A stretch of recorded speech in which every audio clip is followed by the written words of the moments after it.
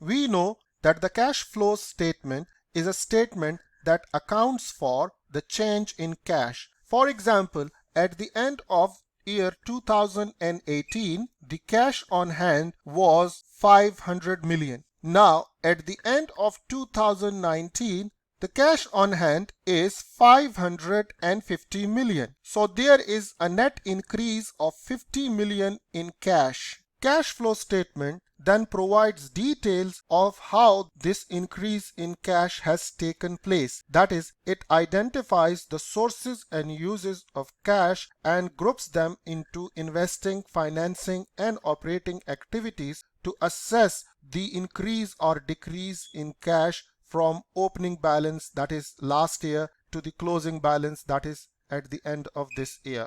To prepare the cash flow statement, the first step is therefore to determine the change in cash, which we have done for example here. In the second step, we determine the net cash flow from operating activities. We will use for this the current year income statement and information on current liabilities and current assets from last year's balance sheet and this year's balance sheet. In case the company is a new one, then we will look at the beginning balances of current assets and current liabilities and the closing balances, that is at the year end, of current assets and current liabilities. So, in other words, to prepare a cash flow statement, we will need an income statement of the current year, and we will need two balance sheets, one for last year and one for the current year. And in case we have a new company that doesn't have last year's balance sheet, we will need its opening balance sheet, let's suppose on the 1st of January for the current year. In step 3, we will determine the net cash flow from investing activities and financing activities. To determine the net cash flow from investing activities, we will specifically focus on the long-term assets on the balance sheet, and to assess the financing activities, we will be specifically focusing on the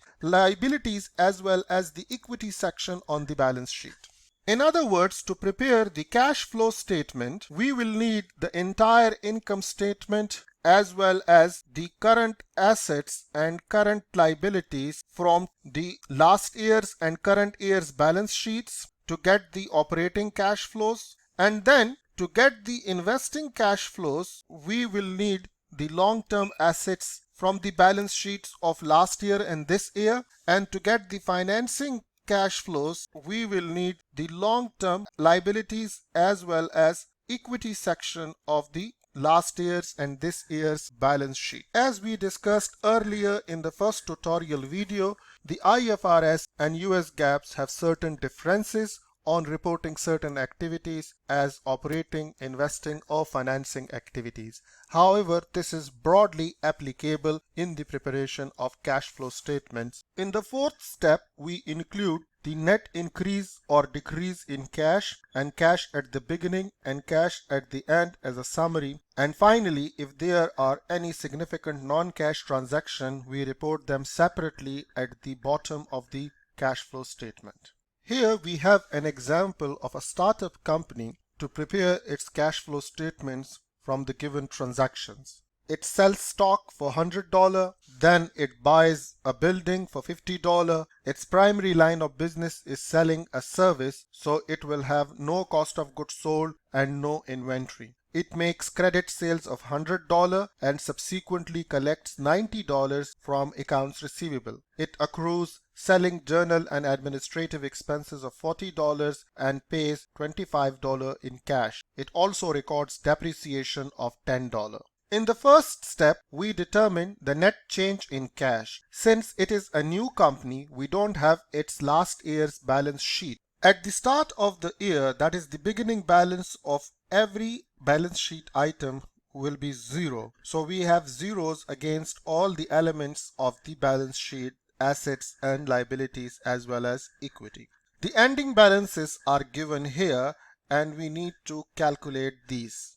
The ending balance of cash, for example, is 115 and so is the net change 115 given the beginning balance is 0. Now, At the start, we had zero balance of cash, so we have beginning balance of cash equal to zero. And then we issued stock, so we received $100 in cash, out of which we paid $50 for buying building. And then we made credit sales of $100 and collected $90 from our accounts receivable. And then we had to pay $40 in selling general and administrative expenses, but we only paid $25 in cash. So that is a negative cash flow. If we sum this up, we end up having $115 at the end of the year in the closing balance of cash. So you can now account for this using the transactions that were there during the year. Similarly, the ending balance of accounts receivable of $10 is the $10 that are not yet collected on account of credit sales from customers. The building was purchased for $50 and it is reported at gross value here, and we see then we have an accumulated depreciation account, which is a contra asset account of the $10 depreciation we were given in the example. So the total assets are $165, including $115 in cash and $10 in accounts receivable, and net book value of $40 for the building. The accounts payable, on the other hand, represents the $15 we are yet to pay on the selling general and administrative expenses, and we have issued common stocks worth $100, and the retained earnings here represents $50, and we will see this on the next slide, how to calculate net income, which is assumed to be retained in the business and no dividend has been assumed to be paid. So we see if we total all this, the total liabilities and equity are also equal to 165. So we have now in a way the beginning balance sheet and the ending balance sheet for this company, which is a startup, and we can use these two to calculate the net changes in the elements on the balance sheet. The income statement of the company shows the credit sales of $100, which are reduced by the selling general and administrative expenses of $40.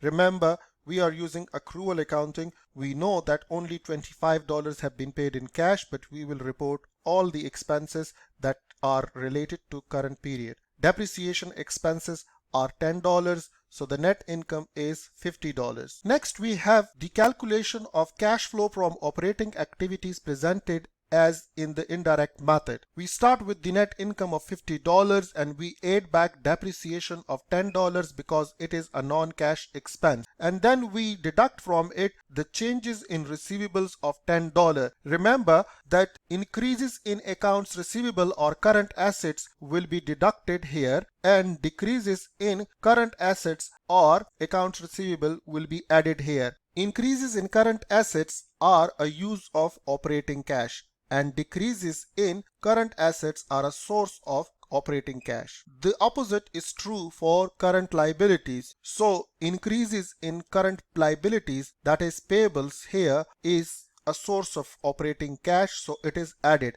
while decreases in payables or current liabilities will be considered as a use of operating cash and will be deducted here. The net cash provided by operating activities here is positive $65.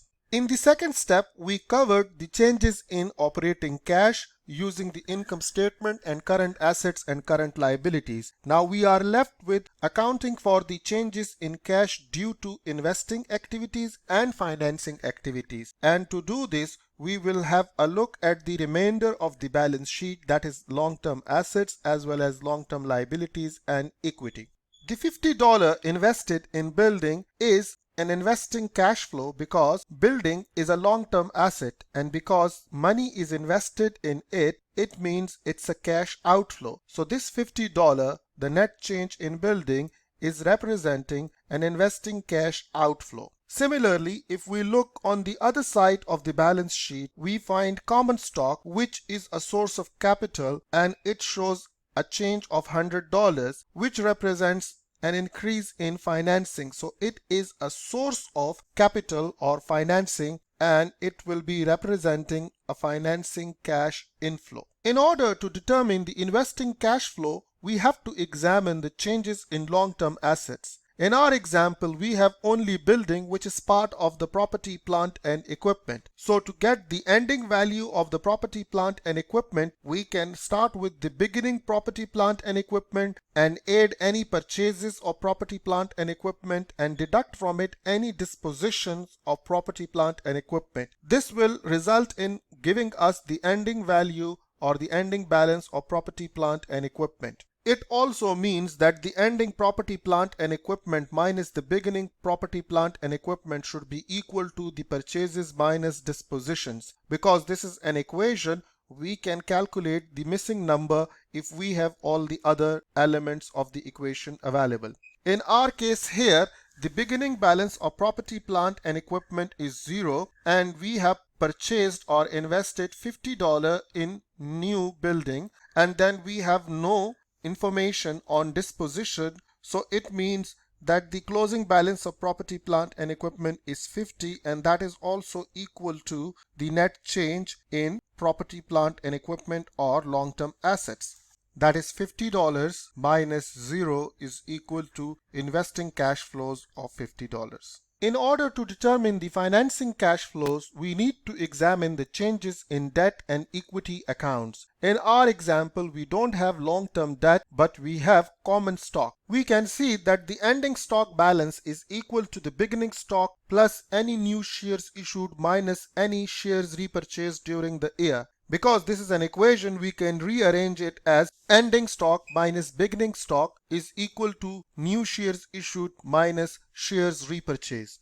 In our case, the company issued $100 worth shares during the year and there were no repurchases. So 100 minus 0 is equal to 100. That is the net change in cash or financing cash from issuing new shares. Now for every change of the balance sheet item, we have determined that whether it's an operating, investing or financing activity on the cash flow statement. We have the cash flow statement for ABC company here that is reported using indirect method, and we see here the operating cash flows have been presented as we calculated them earlier when we were doing the income statement calculation. And then we have the investing cash flows, which have only one item, that is the capital expenditure of $50 on buying building, and the financing cash flows have only one item where we issued new shares worth $100 at the start of the year. Overall, our net operating cash flows are positive,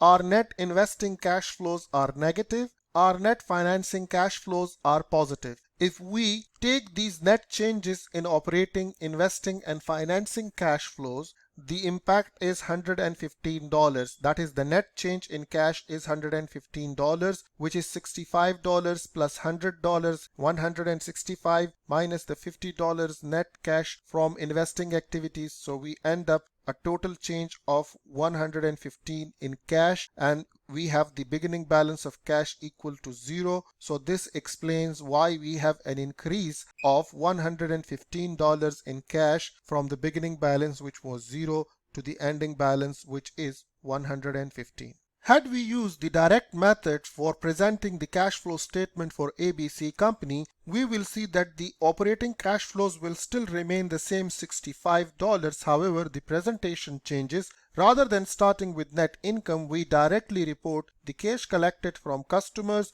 which is $90 out of the $100 in credit sales, and the cash paid in expenses, that is $25 for selling, journal and administrative expenses out of the $40 that were due. So collectively, the net cash from operating activities is $65, which is the same as reported in the indirect method. The remaining investing and financing cash flows remains the same, and we see that if we prepare the cash flow statement using the direct method, only operating activities are presented differently. The investing cash flows and the financing cash flows, as well as the final reconciliation of the beginning and ending balances, remain the same.